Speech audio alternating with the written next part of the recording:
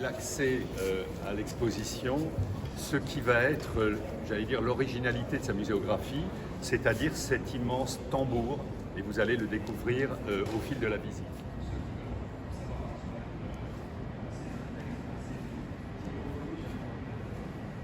Camembert en tranches colorées, qui ressemble, on nous l'a fait remarquer, moi j'en avais pas tout de suite l'intuition, à ce qu'est un jeu, qui est le jeu du Trivial Pursuit. Et ça me pose aucun problème. Ça accentue encore une dimension qui a été évoquée tout à l'heure de l'exposition, qui est son apparente légèreté, le fait qu'effectivement on joue avec les œuvres, on joue avec les formes, les couleurs, etc.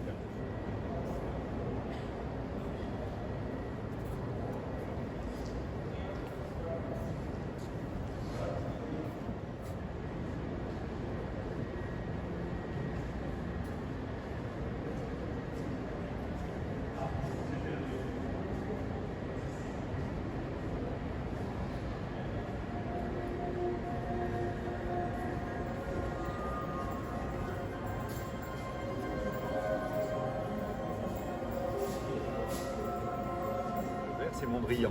Or, Mondrian, c'est un des artistes majeurs du XXe siècle, un des inventeurs d'une abstraction radicale, et lui avait une aversion, alors sans nom, pour le vert. Néanmoins, le vert est à l'origine, peut-être, de la conception moderne de la couleur. Le vert apparaît de façon très provocatrice, comme une sorte de coup de gong, dans ce salon qui est le salon où naît l'art moderne.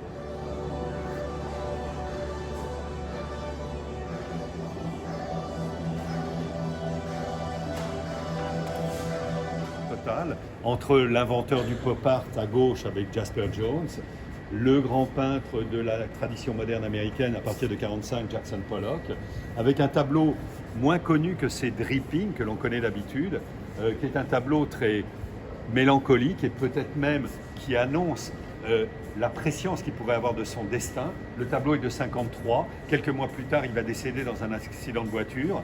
Et c'est vrai que cette aspiration dans le noir, cette possible menace que fait peser sur lui le néant, pourrait être le sens d'un tableau comme celui-là. Évidemment, si on le regarde dans une salle où il y a d'autres tableaux de Kooning ou des drippings de Pollock, on ne perçoit pas ce sens, mais si on considère maintenant sa couleur, on se dit oui, peut-être que c'est ça au fond le message de cette œuvre.